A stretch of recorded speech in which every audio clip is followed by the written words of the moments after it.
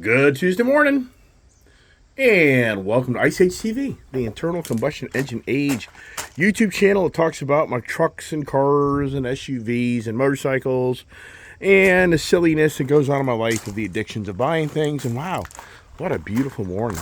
We had some big rains. Look at that pond. That pond got kind of cleaned out last night, but big rain. Morning there. If everybody tunes into my channel, appreciate you watching me this morning, and thanks so much. If you want to share the info with others, hey, share the channel if you would, that'd be great. But hey, wow, Tuesday, beautiful morning, cool wise, not as humid, and storms come in last night, and rain and wind, but you know, it's just nice. It's just kind of cleaned everything out. But wow, what is going on today? Look at this Jeep Grand Wagoneer. This is, I think, one of my nicest, bestest SUVs I've ever owned for the value and the package. I feel like the Jeep brand has done a really good job.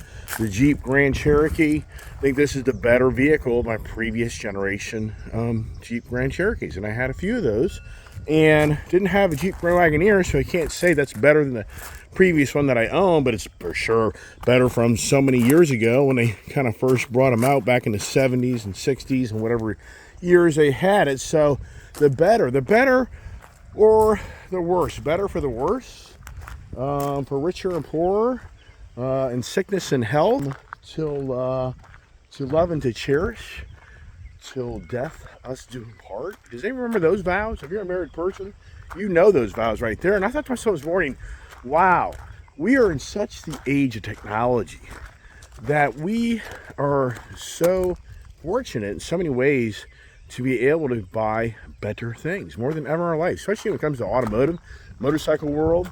And come on, puppies. These guys are just out.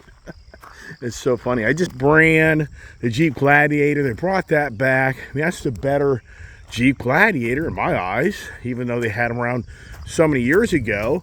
In the 90s, the Ram product I thought was such a better product. You know, the better for worse. You know, what's better, what's worse? That's kind of what drives us, I think, to buy things. The Bronco, to me, this is the baddest ass SUV in this category I've ever owned. But then to go to the Raptor series, even yet more of the baddest ass vehicle ever brought to the marketplace. Motorheads, come on, Will. No, Will, get in the garage. Plus Motorheads, the technology side. Come on, Will, don't do that. Get in the barn. Let's go. Come on, get in the barn. Get in the barn. Always trying here. Come on, let's go. Got the F-250 Tremor. That truck did a really good job. That's a lot of fun truck, but it beats the hell out of you. Oh my God, the power boost is just so much more comfortable. So much more comfortable. And it's getting close to the same fuel mileage. Didn't even talk. Truck was in the 8 mile per gallon vehicle range on the diesel motor pulling that trailer.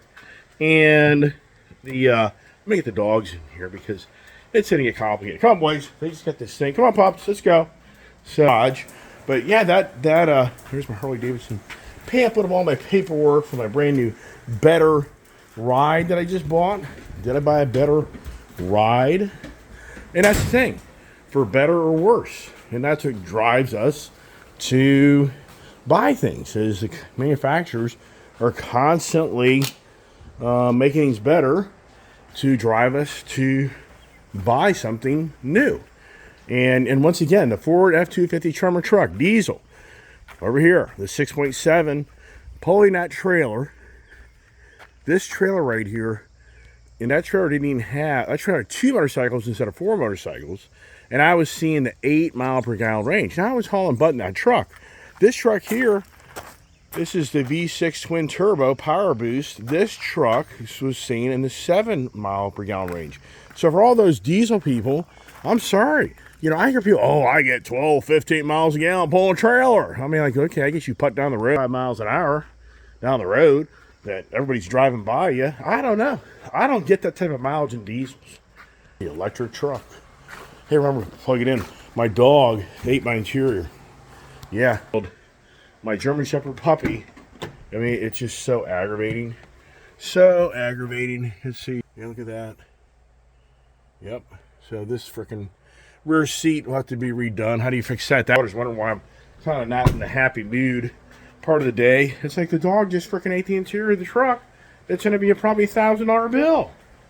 Oh my gosh. Yeah. And want to try to sell things, you just can't turn them in like that. So now here we are back to what's under cover number one, what's under cover number two. And you have the better or the worse. I mean, if you're watching my channel, you know that this is the brand new Road Glide CVO. You know this is the previous generation Road Glide CVO. Over here is the new generation Lowrider ST. You know, it's a better packaged motorcycle. And that's what drives me to my craziness of always buying things. I always want the better vehicle. I'm wearing my Indian hat. Early went all Indian back in the fall of 2019 through 2020 because I feel like the Indian product is a better product. It just has bigger floorboards on the bike. Okay, it has a longer reach. Your seating is a longer reach, wider stance handlebars, the center of gravity, the balance of the motorcycle, a smaller rear tire, the radio system, the electronic windshield that goes up and down, the settings in the your modes here that make it so you can change the bike to different types of riding, your riding style. The new Challenger has electronic suspension. Okay, so I can go through the list. Indian is the better motorcycle over the Harley Davidson, but yet I own the Harley Davidson. Well, I'm the type of person that likes to have the flair of different rides, different tech experiences, just like over here. Here's the Honda Goldwing. I mean, hands down, this is a touring sport bike. I mean, it's just night and day on this motorcycle right here. That it's just an incredible riding motorcycle. Now, it doesn't have the same exhaust note, doesn't have the V-twin air-cooled engine underneath of it between your legs.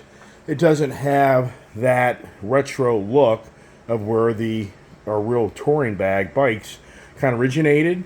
It looks like the advanced, technology motorcycle, but it's an incredible motorcycle. I don't really like the seat. The seat is not as comfortable. So, and this is my third Goldwing now, believe it or not. I've had the complete tour pack airbag.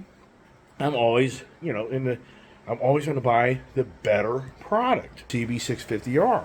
That's a great motorcycle. Here's the Scout Indian, or I should say the Indian Chief Bobber. I had the Scout. And just a really fun mid-size bike that is kind of competing with the Harley Davidson Street Bob over here. No fixed fairing. And that's what I was thinking to myself this morning. What will be the better selling motorcycle for the new CVO? Will they sell more of the Shark fixed fairing or the Batwing? If I was out there that cycles, the Batwing is kind of the term we use here because this actually is connected to the handlebars, and when you turn the motorcycle, this actually moves. On the fixed fairing, my other bikes are covered up, but on a fixed fairing, the motorcycle actually turns the steering wheel, but the fairing doesn't move. So, which will be the better or the worse pick? I know from riding these fixed Batwings and heavy winds and highway riding, you get pushed around a lot with your hands. So it's not as stable a high-speed motorcycle because of the way the design of having the handlebars attached to the actual Batwing. Fixed wing is much more of a highway. That's why they call it a Road Glide. Think it through.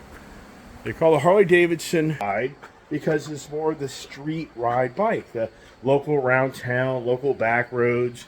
And the Road Glide is an over-the-road, all-out, get up the road and cruise that's more designed for your big-time cruising. That's why I call it the Road Glide.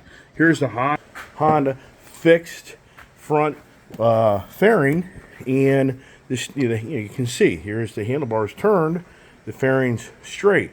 It's an incredibly cut-through-the-wind, confident motorcycle. And then these motorcycles here, they don't have a fairing. The Indian Super Chief over here has one of those windshields you can put on it, and it's terrible.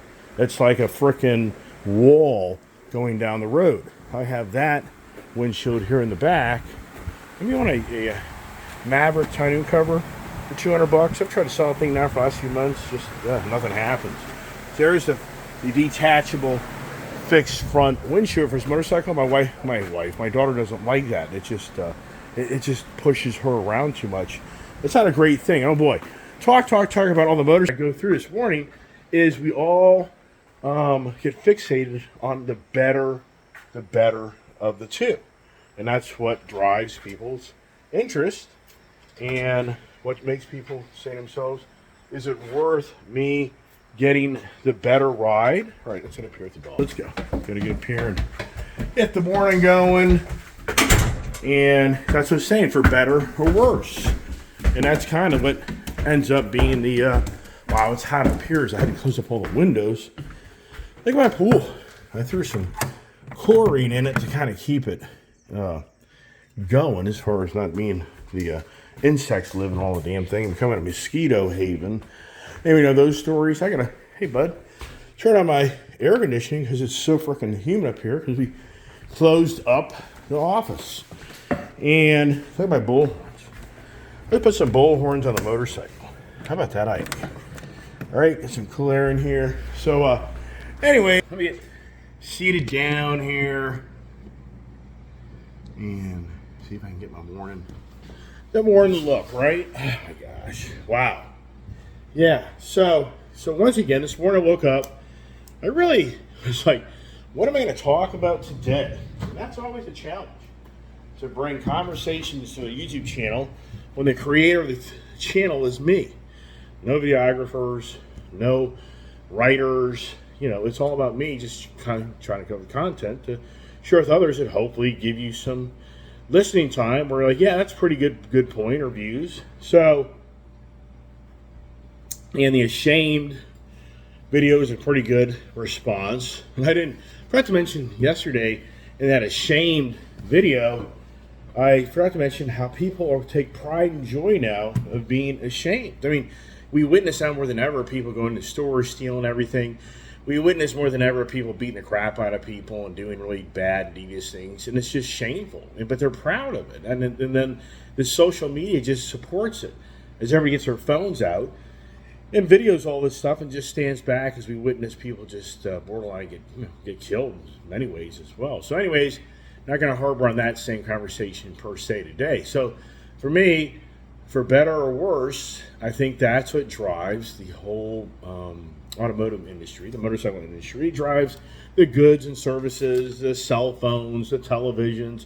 I mean, you could borderline say it's infinite, the new shoes.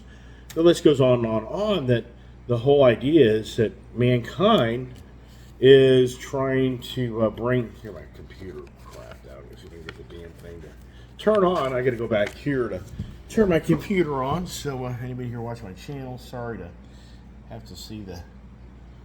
Is it going to go? There it is. So couldn't get power failures last night. So yeah, I mean, that's what drives the engineering, the R&D. I mean, that's a huge expense that these manufacturers and companies, the R&D, research and development, that's huge. And they're years ahead of what we even know is going on. They have to continue to bring the latest, greatest, better product for us to buy. And there's where the challenge comes, because there's definitely a sector of people that just don't get into all, the better or the worse. They're not sold on that my previous generation CVO is really that worse off. It's like you got the brand new CVO Road Glide. Okay, that's cool. It's nice. But just how much better is it? And that's the thing. People are like, you got to ride the bike. So for me, being the motorcycle and the car guy, I can get behind the wheel of these vehicles and I can kind of really give you, in my views, the real own experience, because I have different rides. And that's been my goal my whole life. My addictions to cars and motorcycles, it's always been about me having the opportunity, while I'm in good health and finances, I can own things and play with them.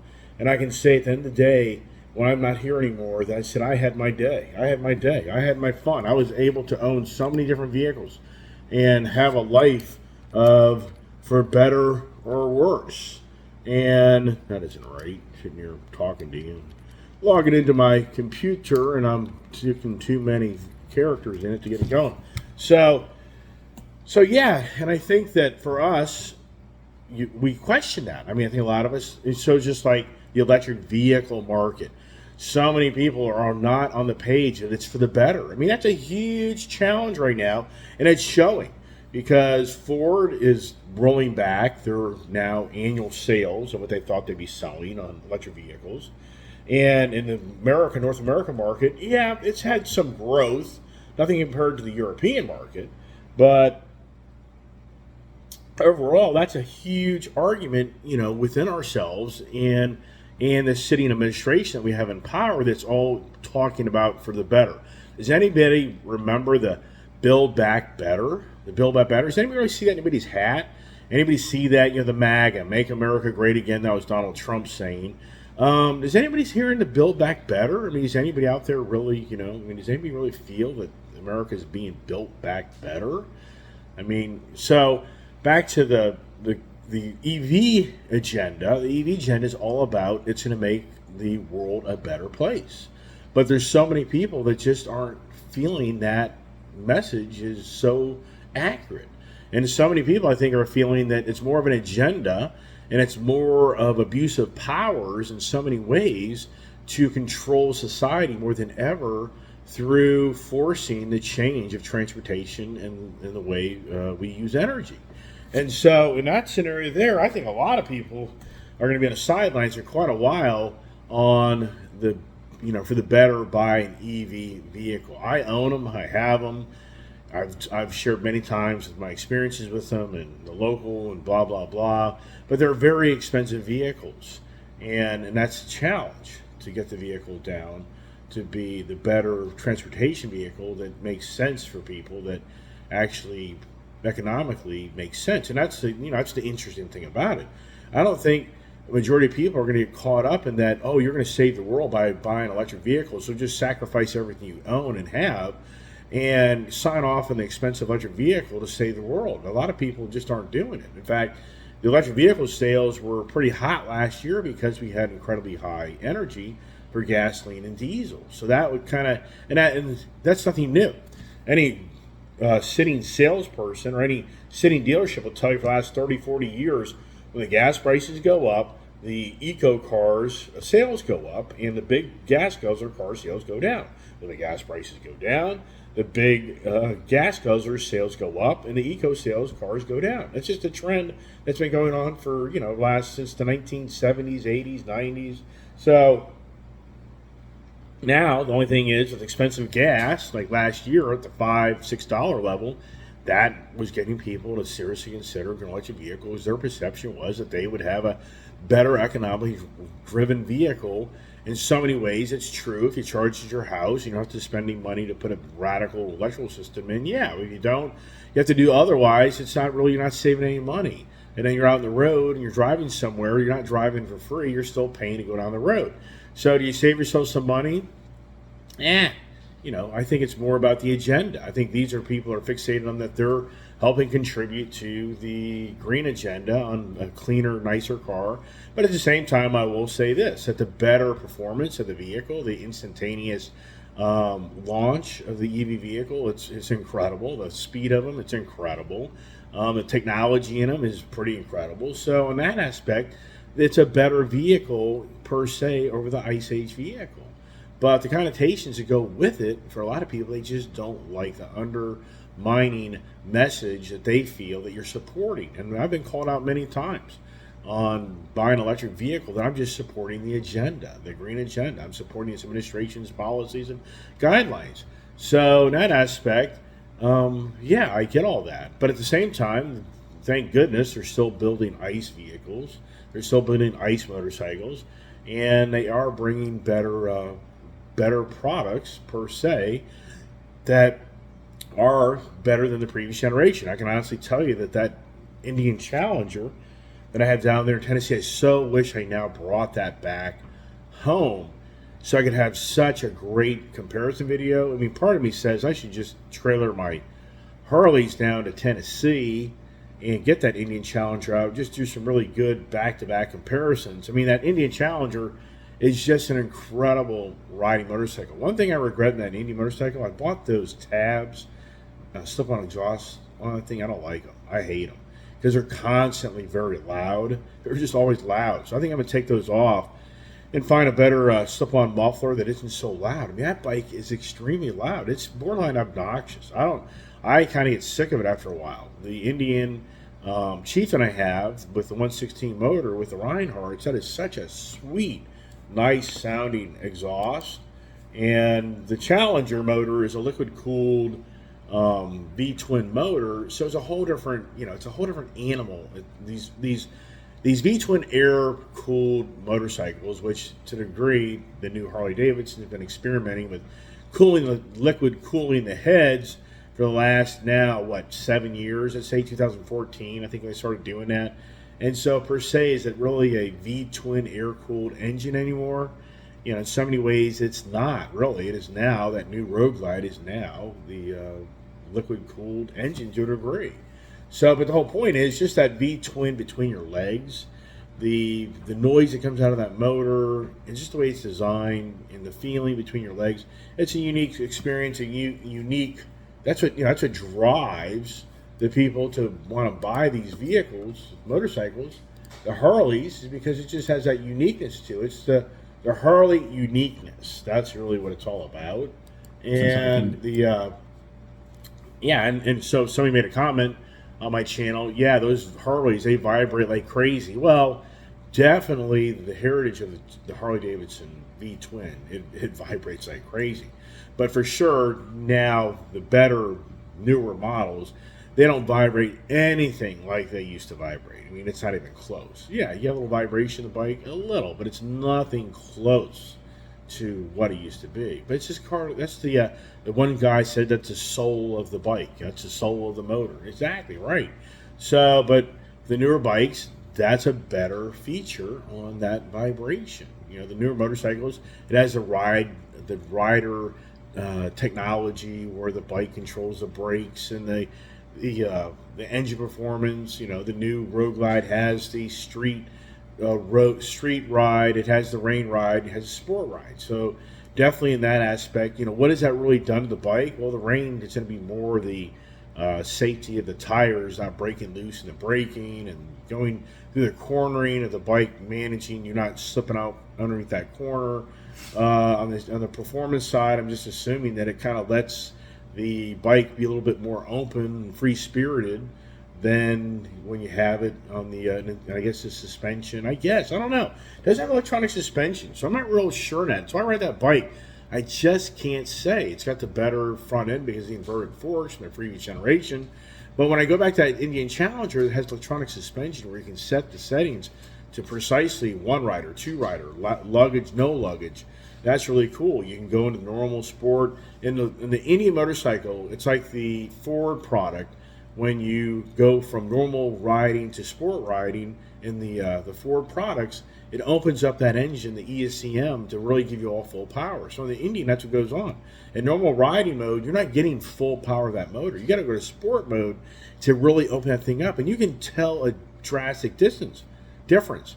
Now, on the new Harley, I have no idea. When it goes into sport mode, does it open up the ECM to let you get full torque out of that motorcycle? Or is the sport mode more about just the suspension and the braking and, the throttle response and whatever, that's all I think I can really think that's going to do is that maybe it is more of the, lets you have more power to that throttle than you, opens up that fly by the wire throttle.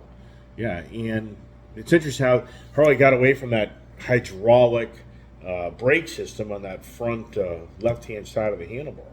So one of the guys at the Harley dealership was telling me that years ago they bought a whole bunch of new handlebars, ape hangers, meat hooks, whatever you call, for the to stock in their inventory for the potential somebody wants to get higher, risers for your handlebars, and they didn't know that Harley had changed out from that hydraulic braking system on the clutch cable. Talking about the clutch, had a hydraulic cylinder built into it.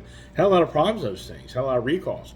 And so he said he wore all these handlebars to cater to that, and then Harley changed overnight without telling anybody, going back to the cable actual clutch engage the motorcycle to clutch it down the road. So now they're stuck with all these handlebars that nobody wants because usually you're selling these newer handlebars to people buy brand new bikes and want to start modifying them. And that's the thing. Now, what do you do to make the bike better for yourself? And there's a fine line. We all go out and make something on our car, or motorcycle, whatever it may be, a truck, SUV, and you make it where it's a better vehicle for you personalized, but the next person be like, I don't want anything to do with that. That was the hard part about that CVO Limited that I owned. That thing had so many better options up that individual put on that bike. That was just such a great deal. I got a motorcycle from somebody else spent a ton of money on that I got a great deal on, which in the day let it go. But even though, tough decision, the Fast Johnny. But here's the thing. I've got the latest, greatest, better, so-called Harley. And this is what I did with that Bronco that I have out in front of my barn. But it's actually a Cactus Gray one. I had a challenge letting go my original hot pepper red Wild Track Bronco I bought in January of 2022.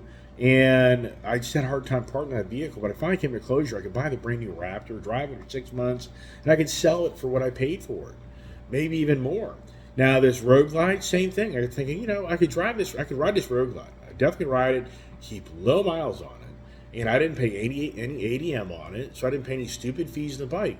I could ride it and probably turn around, sell it, and probably just about get paid. Well, in certain areas in the country where these dealers can't get these things, I would probably get paid close to what I paid for that bike. Very close. So I could have a lot of fun time with that motorcycle and have a better riding experience. But if I felt at the end of the day I made a mistake and I really want to go back and buy a Fast Johnny, those things are still being built. They are at dealerships. I see them around. I could definitely buy back the Fast Johnny. And then if I felt like I really wanted the previous generation CVO Limited, I could buy. Those are out there in the market. So that's kind of how I came to closure that, hey, take advantage of the latest, greatest, better product. And in so many ways, I can enjoy that, and since it's so fresh and new in the market, and there's not a dime a dozen, I can have a lot of fun. And if I really feel like I made a mistake, I can go back to the worst riding bike. Yeah, so that's the thing too, and that's what irritates people that have these motorcycles. Like, I've got a beautiful bike. I love my bike. I love my car. Whatever it be, you get the latest, greatest, but who cares? I don't want the latest, greatest. You're the guinea pig. That's the big word out there. I'm a guinea pig. Is the new variable VVT, variable valve timing set up in this new motor going to be a problem? Will the motor be jumping a chain or belt or whatever it is because I'm the guinea pig? Will the new 121 motor blow up, have issues with that cooling? Who knows? I'm borderline the guinea pig on the engine because it's a 121. Yeah, you'll find out. I don't think the inverted forks will be a challenge. The infotainment system, possibly. A lot of technology. Will I be for the better or for the worse?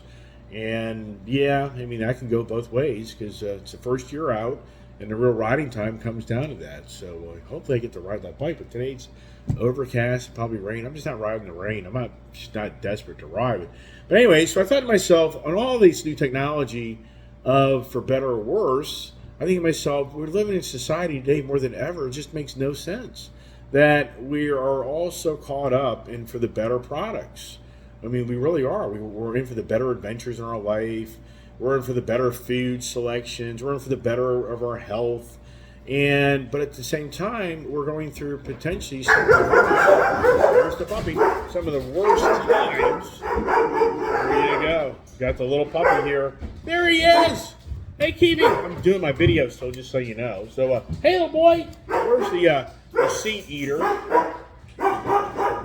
Yeah, I think, no, this ain't good. No, got my food. Jesus Christ. Here, give it here. The dog, my daughter makes me a sandwich each morning. Isn't that nice? It's a nice egg sandwich. Brings up to my office here when I get done with my video. And the little doggy here just about ate my sandwich. Like he ate my interior yesterday. And the kids wonder why I wasn't so happy yesterday. So, anyway, so going now, it's just we live in a really weird country at this point, even weird society, that we're so caught up in everything being better, but yet our social infrastructure, our ESG, economic social governance, to me, in my eyes, it isn't getting better. It's getting worse. I mean, sincerely, if you look around, we just start evaluating, I'm saying build back better. I mean, okay, well, we know the government's industrialization of commercializing this country more than ever is happening because of the IRA, the Inflation Reduction Act, aka New Green Deal. The government's handing out money left and right to big business and, yeah, somewhat small business to change the way we have so many things around us and do so many things. But you just look at the fentanyl challenges, the overdoses, the deaths. You look at the lawless cities. You look at it. What's maddening is we live in a time where people will argue and fight with service managers and quality control people, things you buy, if they want these things to be so perfect and better. But on the other end of the spectrum, people would rather see people get beat up, and we'd rather see the division of how we look with each other. We want to go backwards into what the founding fathers of the country did to create this country, and we want to blame others today in today's societies for those actions and get people mad at each other. I mean, be unbelievable. The energy sector, we're now seeing a 31% increase in diesel fuel prices in the last 3 months, 18% rise in gas prices again. Gas prices and diesel prices are all going up again. So the energy sector is a challenge. The illegal immigration is the ongoing challenge. It's an ongoing challenge. It doesn't seem to be getting better. It seems to be getting worse. The homeless in the cities, the inner cities, it seems to be getting even worse. The killing among, sadly, the black community seems to get worse. I mean, but it's a dangerous thing to go into that type of conversation. You get called out for just pointing out what you see, that we have serious challenge in this country where things are not getting better, they're getting worse. And it's from people that are elected officials that want these type of agendas. And then you're called out because you are just point blank trying to assure people that, hey, look, things are not getting better in this country. They're getting worse. And we have a sitting president, a sitting administration that gets on Twitter that it isn't the sitting president using his account to go off all day long of all the great things he's done in this country. I mean, just beyond believable. And that's all he does, day in, day out. And the vice president, same thing. Constant rhetoric of how great they're making this country to be. But, I mean, maybe I'm delusional. Maybe I'm just lost. Maybe when I'm out and about traveling, I'm blind and I'm just seeing things the wrong way. And, wow. Yeah, so very confusing times in this country, for better or worse. On our technology side, automotive side, there's so many things that are becoming better. But when it comes to the social, the governance, it's getting worse.